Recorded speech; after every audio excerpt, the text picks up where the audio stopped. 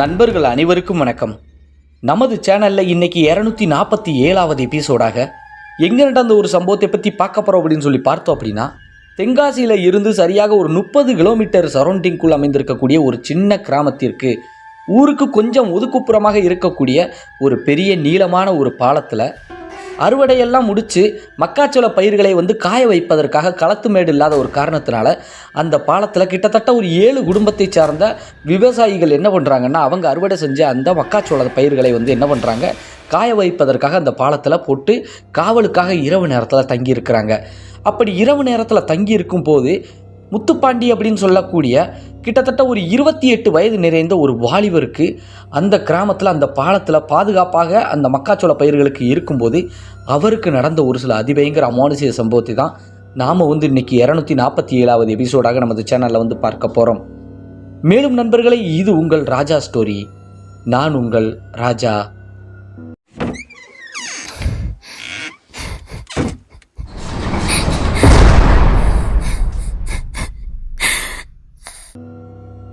மேலும் இந்த வீடியோ உங்களுக்கு பிடிச்சிருந்துச்சுன்னா மறக்காம இந்த வீடியோக்கு ஒரு லைக் போட்டுட்டு உங்கள் நண்பர்களுக்கும் இந்த வீடியோவை ஷேர் பண்ணி நம் ராஜா ஸ்டோரி சேனல் வளர்ச்சிக்கு பேர் உதவியாக இருங்கள் என் நண்பர்களே. மேலும் உங்கள் வாழ்விலோ இல்லை உங்களுக்கு தெரிந்த ஒரு சில நபர்களின் வாழ்விலோ இது போன்று ஏதாவது மறக்க முடியாத அதிபயங்கர அமானுஷ்ய சம்பவங்கள் நடந்திருந்தால் டிஸ்பிளேயில் காட்டப்படக்கூடிய இந்த ராஜா ஸ்டோரி அப்படிங்கக்கூடிய என்னுடைய வாட்ஸ்அப் எண்ணிற்கு ஒரு வாய்ஸ் மெசேஜாக கூட அனுப்புங்க நண்பர்களே. கண்டிப்பாக நமது சேனலில் அது ஒளிபரப்பப்படும் அப்படிங்கிறதையும் தெரியப்படுத்திக்கிறேன். மேலும் இப்போ வரை நீங்கள் நமது சேனலை சப்ஸ்கிரைப் பண்ணாமல் தான் பார்க்குறீங்க அப்படின்னா மறக்காமல் சப்ஸ்கிரைப் பண்ணி வச்சுட்டு பக்கத்தில் இருக்கக்கூடிய ஆல் அப்படிங்கிற பெல் பட்டனையும் அழுத்தி வச்சுக்கோங்க நண்பர்களே. அப்போ தான் நாம் வீடியோ போட்ட உடனுக்குடன் உங்களுக்கு வந்துவிடும் அப்படிங்கிறதையும் தெரியப்படுத்திக்கிறேன். மேலும் வாங்க நண்பர்களே, இன்னைக்கான அந்த அதிபயங்கர அமானுஷ்ய சம்பவத்துக்குள்ளே நாம் போகலாம்.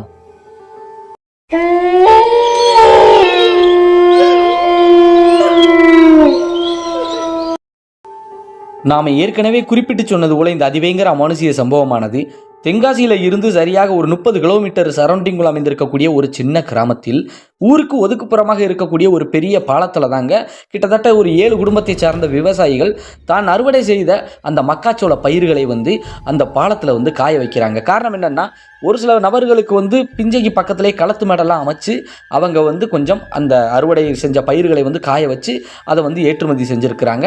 ஆனால் ஒரு சின்ன சின்ன விவசாயிகள் என்ன பண்ணுறாங்கன்னா, அவங்களுக்கு போதிய இடவசதி இல்லாத காரணத்தினால இருக்கக்கூடிய கொஞ்சம் நிலத்திலே இது போல பயிர்களை பயிரிட்டு அவங்க என்ன பண்ணுறாங்கன்னா, பக்கத்தில் கொஞ்சம், அதாவது அவங்க நிலத்துக்கு பக்கத்தில் இந்த பாலம் இருக்கக்கூடிய காரணத்தினால இந்த பாலத்தில் போட்டு காய வைக்கிறாங்க. கிட்டத்தட்ட ஒரு 4-5 நாட்கள் காய வச்சுட்டு அதற்கப்புறம் அதை மூடைகளாக மாற்றி அந்த பாலத்தில் வச்சு லாரிகள் வருங்க லோடு ஏற்றி அனுப்பிடுவாங்க. இது அவங்களுக்கு கொஞ்சம் எளிமையாக இருக்குது. அந்த ஒரு காரணத்தினால தான் இது போன்ற செயல்களில் தான் அந்த 7 குடும்பத்தை சார்ந்த விவசாயிகளும் செஞ்சு வராங்க. அப்படித்தாங்க முத்துப்பாண்டி அவங்களுடைய குடும்பத்தினரும் செஞ்சு வராங்க. முத்துப்பாண்டி அவங்க அப்பா பேர் குருசாமிங்க. கிட்டத்தட்ட அவருக்கு ஒரு 45-48 வயசு வரைக்கும் இருக்கும் அப்படின்னு சொல்லியிருக்கிறாங்க. இந்த சம்பவமானது கிட்டத்தட்ட 2013 அந்த காலகட்டங்களில் நடந்திருக்குதுங்க. அப்போ நேரத்துக்கு முத்துப்பாண்டி அவருக்கு வயசு 28ஆக இருந்திருக்குது. இப்படி இருந்துக்கிட்டு இருக்கக்கூடிய வேலையில் தான் முத்துப்பாண்டியோடைய அப்பா குருசாமி அவருக்கு இந்த அறுவடை காலங்களில் ஓடி ஆடி வேலை பார்த்துருக்கிறாருங்க. மேலும் அறுவடையெல்லாம் செஞ்சு முதல் நாள் காவலுக்கு அவரே தங்கியிருக்கிறார். இரவு நேரத்தில் அந்த பணியில் படுத்திருந்த ஒரு காரணத்தினாலையும் ஓடி ஆடி அலைஞ்சு வரைக்கும் வேலை செஞ்ச காரணத்தினால அவருக்கு மறுநாளைக்கு கொஞ்சம் காய்ச்சல் இருந்திருக்குதுங்க. உடல்நிலை சரியில்லாத ஒரு காரணத்தினால தன் பையனிடம் இன்னைக்கு காவலுக்கு நீ போப்பா அப்படின்னு சொல்லியிருக்கிறாங்க. சரி அப்படின்னு சொல்லிட்டு முத்துப்பாண்டியும் அப்பாவுக்கு உடம்பு சரியில்லையே, அண்ணனுக்கும் கல்யாணம் முடிச்சு அண்ணி கூட வாழ்ந்துகிட்டு இருக்கிறாங்க. ஆமாங்க, முத்துப்பாண்டிக்கு ஒரு அண்ணன் இருக்குது. மேற்கொண்டு அப்பாவுக்கு துணையாக நம்ம தான் இருக்கணும் அப்படின்னு சொல்லிட்டு அந்த இளம் வயதிலே முத்துப்பாண்டி அவங்க அப்பாவுக்கு விவசாய வேலைக்கு ஒத்தாசையாக இருந்திருக்கிறாங்க. அவங்க அண்ணனும் சங்கர நாராயணன் அவர் பேர். அவரும் ஒத்தாசையாக தான் இருந்திருக்கிறாரு. இருந்தாலும் இரவு தங்குவதற்கு அண்ணனை கூப்பிடுவது நல்லா இருக்குது, நமக்கு தான் கல்யாணம் முடிக்கல, நம்ம தான் அங்கே போய் தங்கிக்கிட்டா தான் என்ன அப்படின்னு சொல்லிட்டு அன்று இரவு அந்த இடத்துல தங்கி இருக்கிறாரு. அன்று இரவு அவருக்கு எதுவும் நடந்ததா அப்படின்னு சொல்லி கேட்டீங்க அப்படின்னா எதுவுமே நடக்கலைங்க. அந்த பணியில் அவர் கொஞ்சம் போர்வையை இழுத்து மூடி கொஞ்சம் காவல் காத்திருக்கிறாருங்க. அதாவது போர்வை இழுத்து மூடி படுத்திருந்தாலும் தூக்கம் வரல, ஏன்னா காவலாக இருக்கணும்ல அப்படின்னு சொல்லிட்டு. என்னதான் இருந்தாலும் ஒரு வாலிப பையனாக இவர் இருக்கிறாரு இல்லையா, ஒரு அதிகாலை நேரத்துக்கு கொஞ்சம் தூக்கம் வந்துடுது, தூங்கிடுறாரு. காலையில் விடிஞ்சிருது, எந்த ஒரு பிரச்சனையும் இல்லை.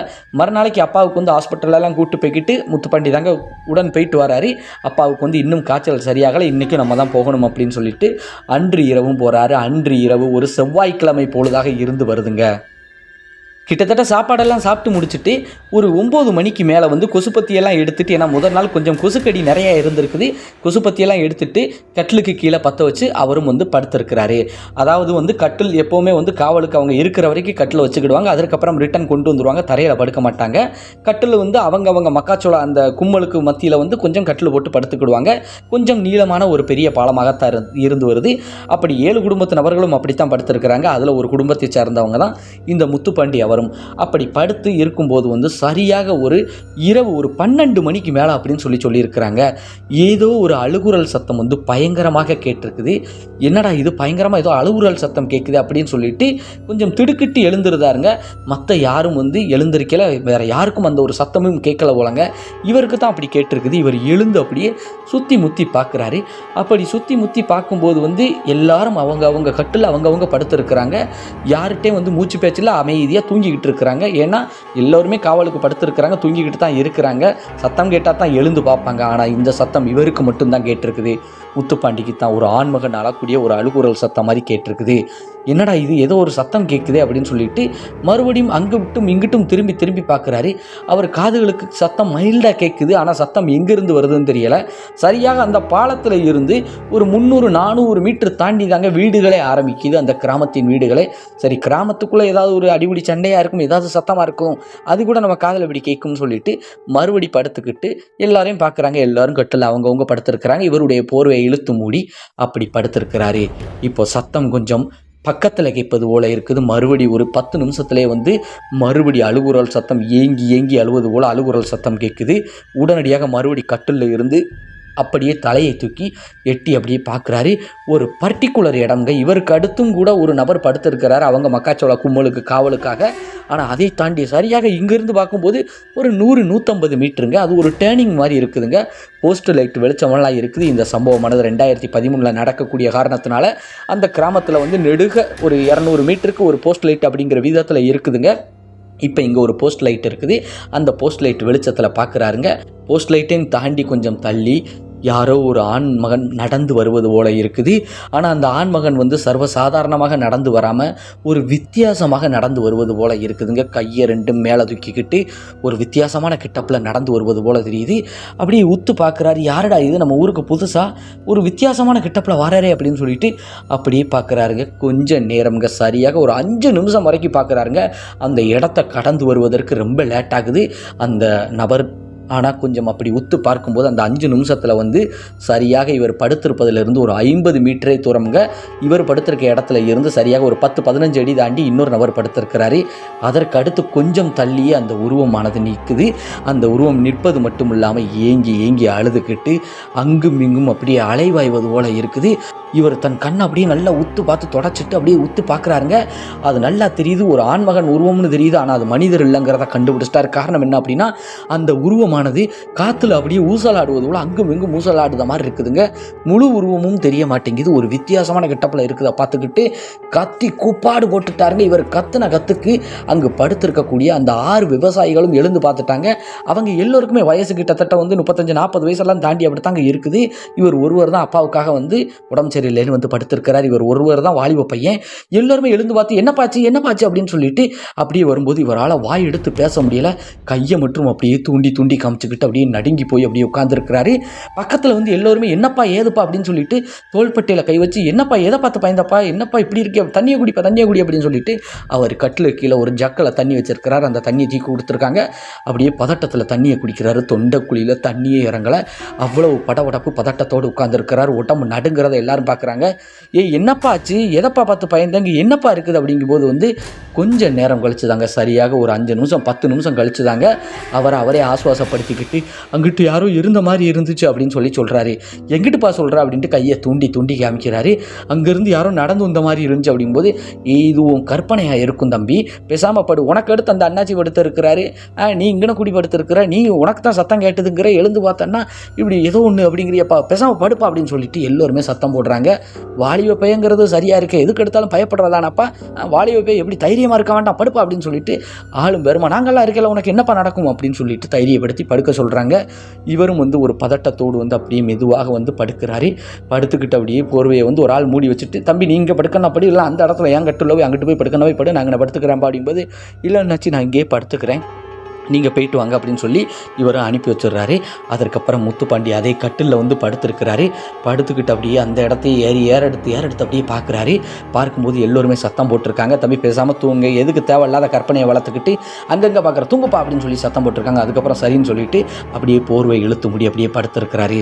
சரியாக மணியும் வந்து இன்னும் ஒரு மணி நேரமும் தாண்டிருச்சு. மணி கிட்டத்தட்ட வந்து 1:30 2 மணி அளவில் மறுபடி இவருக்கு ஒரு சத்தம் கேட்குது. இப்போது முத்துப்பாண்டி மனசுக்குள்ள ஒரு பதட்டம் பயம் இருக்குது. என்னன்னு பார்ப்போமா வேண்டாமா இல்லை இப்படியே படுத்துக்கிடுவோமா அப்படின்னு சொல்லிட்டு. காரணம் என்னென்னா சத்தம் கொஞ்சம் பக்கத்தில் கேட்பது போல் இருக்குது. என்னடா இது இப்படி ஆகிப்போச்சே, நம்ம என்னென்னு பார்க்கலாமா வேண்டாமா, யாருக்குமே இந்த சத்தம் கேட்கலையா, நமக்கு மட்டும்தான் கேட்குதா அப்படின்ட்டு அவருடைய மனசுக்குள்ளே அவர் நினச்சிக்கிட்டு அவருடைய குலதெய்வம் வந்து உய்காட்டு ஐயனார் சாமியாங்க. அந்த ஐயனார் சாமியை நினச்சிக்கிட்டு, ஐயனாரப்பா நீ தான்ப்பா காப்பாற்றணும், ஏதோ சத்தம் கேட்குதப்பா அப்படி இப்படின்னு சொல்லிட்டு அப்படியே மனசுக்குள்ளேயே நினச்சிக்கிட்டே இருக்கிறாரு. கொஞ்சம் நேரத்தில் சத்தம் அப்படியே அமைதியாகுது. மறுபடி கொஞ்சம் நேரம் கழித்து அப்படியே சத்தம் வந்து மறுபடி வந்து பக்கத்துலேயே கேட்குது. இப்போ வந்து அவர் வந்து திரும்பி குப்புறப்படுத்திருக்கிறாருங்க. போர்வையை நல்லா இழுத்து மூடி படுத்திருக்கிறாரு. போர்வையை லேசாக விலைக்கு பார்ப்போமா அப்படின்னு சொல்லிட்டு இவர் மனசுக்குள்ளேயே தோணி இருக்குது. சரி கொஞ்சம் விலைக்கு தான் பார்ப்போமே அப்படின்னு சொல்லிட்டு மெதுவாக அப்படியே போர்வையை அப்படியே விலைக்கு பார்க்குறாருங்க. அப்படியே ஒரு கண்ணுட்டு அப்படியே பார்க்குறாருங்க ஒரு வித பதட்டத்தோடு. ஏன்னா குப்புறப்படுத்திருக்கிறாரு. இவர் வந்து அந்த திசையை நோக்கி தான் படுத்திருக்கிறாருங்க. இவருடைய தலைக்கு பின்னாடி தான் அந்த போஸ்ட் லைட்டு கொஞ்சம் தள்ளி இருக்குது, அங்கே தான் உருவத்தை பார்த்துருக்கிறாரு. அந்த 100 மீட்ரு 150 மீட்டருக்குள்ளே இப்போ வந்து பக்கத்துலேயே சத்தம் கேட்குது. குப்புறப்படுக்கும்போது வந்து திரும்பிலாம் படுக்கல, அதே இடத்துல தான் படுத்திருக்கிறாரு. இப்போ போர்வையை லேசாக விலைக்கு பார்த்தா தெரியும். அப்படியே மெதுவாக ஒரு ஓரக்கண்ணுட்டு அப்படியே பார்க்குறாருங்க. மேலும் இவரை தூக்கி வாரி போடக்கூடிய ஒரு காட்சிங்க. நடுநடுங்கி போயிட்டார். அந்த இடத்துல கொஞ்சம் பக்கத்தில் ஒரு உருவம் தெரியுது. ஆனால் அது ஒரு ஆண்மகன் உருவம் அப்படின்னு தெரியுது. ஆனால் முழுக்கட்டீர்னு இருந்திருக்கு, எந்த ஒரு துணிமணியும் எதுவும் தெரியலை, கொஞ்சம் வித்தியாசமாக தெரியுதுங்க.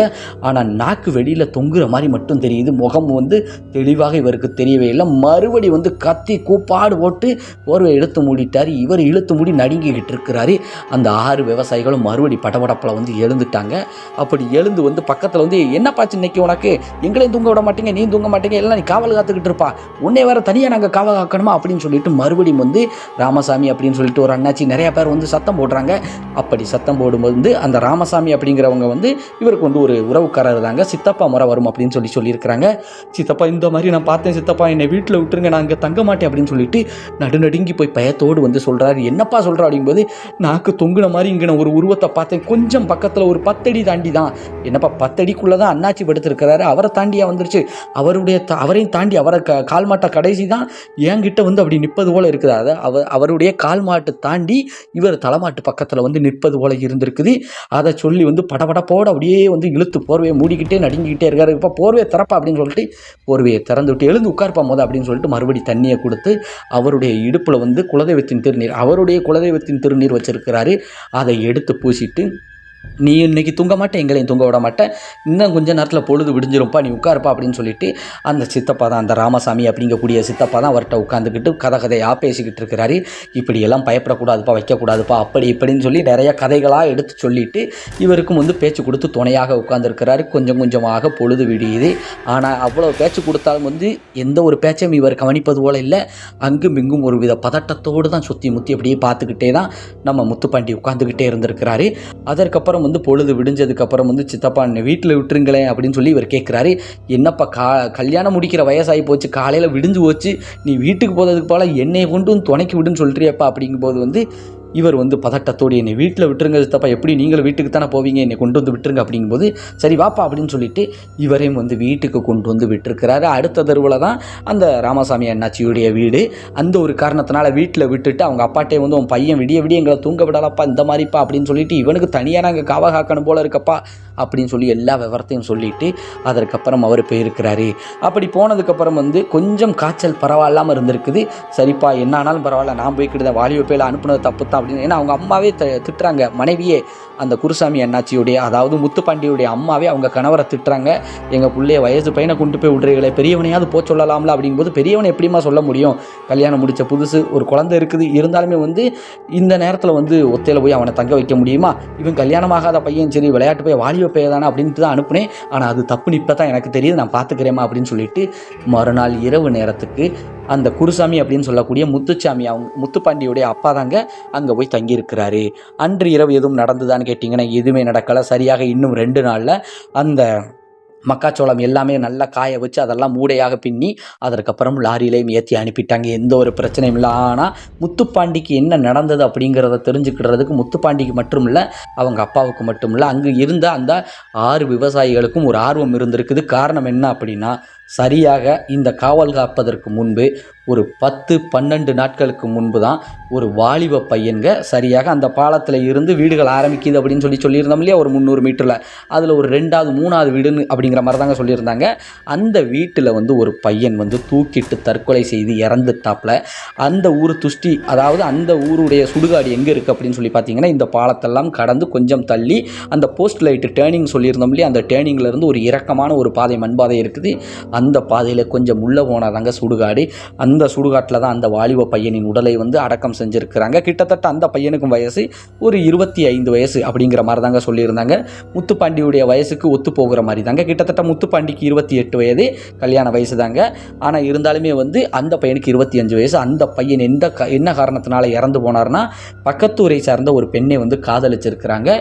குடும்பத்துக்குள்ளே பல பிரச்சனைகள் நடந்திருக்குது. என்ன காரணம் அப்படின்னு சொல்லி பார்த்தோம் அப்படின்னா, பெண் குடும்பத்தினர் ஒரு சமுதாயம், பையன் குடும்பத்தினர் வேறு சமுதாயம். அந்த ஒரு காரணத்தினால வந்து மாறி மாறி சண்டை போட்டிருக்கிறாங்க. பக்கத்தூரை சார்ந்த அவங்க வந்து இங்கே வந்து பயங்கரமான பிரச்சனைகளில் ஈடுபடுத்தி இந்த குடும்பத்தை ரொம்ப அசிங்கப்படுத்தின காரணத்தினால இந்த பையன் குடும்பத்தினர் பையனை ரொம்ப கண்டிஷன் பண்ணி திட்டியிருக்கிறாங்க. மனசுடைஞ்சு போன அந்த பையன் வந்து வீட்டில் யாரும் இல்லாத நேரத்தில் தூக்கு மாட்டி தற்கொலை செய்து இறந்துட்டாப்புல. அந்த ஒரு காரணத்தினால தான் அந்த பையனுடைய ஆன்மா தான் இது போல் அலைஞ்சு திரியுது அப்படிங்கிறது ஊருக்குள்ளே ஒரு பேச்சுவார்த்தை நடக்க ஆரம்பிச்சிருச்சு. காரணம் என்ன அப்படின்னு சொல்லி பார்த்தோம் அப்படின்னா, இறந்து போய் கிட்டத்தட்ட ஒரு 16 நாட்களுக்கு வந்து அந்த ஆன்மா வீட்டை சுற்றி சுற்றி தேடி வரும் அப்படின்னு சொல்லுவாங்க இல்லையா. அந்த ஒரு காரணத்தினால அந்த பையன் உடலை அடக்கம் செய்த இடத்துல இருந்து அவங்க வீட்டை நோக்கி அந்த ஆன்மா வந்திருக்குதுங்க. மற்றபடி முத்துப்பாண்டிக்கு எதுவும் பிரச்சனையா அப்படின்னு சொல்லி கேட்டிங்கன்னா, முத்துப்பாண்டிக்கு வந்து காய்ச்சல் வந்திருக்குதே ஒழிய வேறு எந்த ஒரு பிரச்சனையும் வரலை. காய்ச்சலும் வந்து நார்மலாக திருநீரெல்லாம் போட்டதுக்கப்புறம் கோயிலுக்கு கூட்டு போய் திருநீரெல்லாம் போட்டிருக்கிறாங்க. அந்த ஐயனார் கோயிலுக்கு போய் மந்திரிச்சு விட்டதுக்கப்புறம் எந்த பிரச்சனையும் இல்லை. அந்த கோயில் பூசாரியை வந்து பையன் வந்து எதையோ பார்த்து பயந்துட்டாப்புல, மற்றபடி எதுவும் இல்லைன்னு தான் சொல்லியிருக்கிறாங்க. அந்த ஆன்மா இந்த முத்துப்பாண்டி எதுவுமே பண்ணலைங்க. ஆனால் வீட்டை நோக்கி வர்ற வழிபாதையில் இவர் கட்டில் போட்டு படுத்திருக்கிறார் இல்லையா, அந்த பாலத்து வழியாக அந்த ஆன்மா வரும்போது அழுது புலம்பிக்கிட்டே வந்திருக்குது. அதைத்தான் இவருக்கு வாலிப பையனாங்காட்டி எப்படியோ சிம்டம்ஸ் தெரிஞ்சு இவர் நேர காலமாக என்னன்னு தெரியலை, இவர் அந்த சத்தத்தை கேட்டு திரும்பி பார்த்து தான் பதறி போயிட்டாருங்க. மற்றபடி வேறு எதுவுமே கிடையாது அப்படிங்கிற மாதிரி தான் சொல்லியிருக்கிறாங்க. நண்பர்களே, நமக்கு இந்த சம்பவத்தை அனுப்பி வச்சது யார் அப்படின்னு சொல்லி பார்த்தோம்னா, நமது சேனலின் சப்ஸ்கிரைபரான இந்த சம்பவத்தில் பெரிதும் பாதிக்கப்பட்ட முத்துப்பாண்டி அவர் தாங்க நமக்கு இந்த சம்பவத்தை வந்து அனுப்பி வச்சிருக்கிறாங்க. சரியாக அடுத்து ஒரு ஆண்டில் வந்து அவருக்கு கல்யாணம் எல்லாம் முடிஞ்சிருச்சாங்க. இப்போதைக்கு அவருக்கு ஒரு ஆண் குழந்தை இருப்பதாக வந்து சொல்லியிருக்கிறாங்க. கிட்டத்தட்ட 2013 அந்த காலகட்டங்களில் இந்த அதிபயங்கர அமானுஷ்ய சம்பவத்தை அவர் பார்த்துருக்கிறார், அவருக்கே நடந்திருக்கு அப்படின்னு சொல்லியிருக்காங்க. நண்பர்களே, மேலும் இந்த வீடியோ உங்களுக்கு பிடிச்சிருந்துச்சுன்னா மறக்காம இந்த வீடியோக்கு ஒரு லைக் போட்டுட்டு உங்கள் நண்பர்களுக்கும் இந்த வீடியோவை ஷேர் பண்ணி நம் ராஜா ஸ்டோரி சேனல் வளர்ச்சிக்கு பேர் உதவியாக இருங்கள் என் நண்பர்களே. மேலும் உங்கள் வாழ்விலோ இல்லை உங்களுக்கு தெரிந்த ஒரு சில நபர்களின் வாழ்விலோ இது போன்று ஏதாவது மறக்க முடியாத அதிபயங்கர அமானுஷ்ய சம்பவங்கள் நடந்திருந்தால் டிஸ்பிளேயில் காட்டப்படக்கூடிய இந்த ராஜா ஸ்டோரி அப்படிங்கக்கூடிய என்னுடைய வாட்ஸ்அப் எண்ணிற்கு ஒரு வாய்ஸ் மெசேஜாக கூட அனுப்புங்க நண்பர்களே. கண்டிப்பாக நமது சேனலில் அது ஒளிபரப்பப்படும் அப்படிங்கிறதையும் தெரியப்படுத்திக்கிறேன். மேலும் நன்றி, வணக்கம் நண்பர்களே. நாம் அடுத்து இதே போன்று ஒரு அதிபயங்கர அமானுஷ்ய சம்பவத்தில் சந்திப்போம்.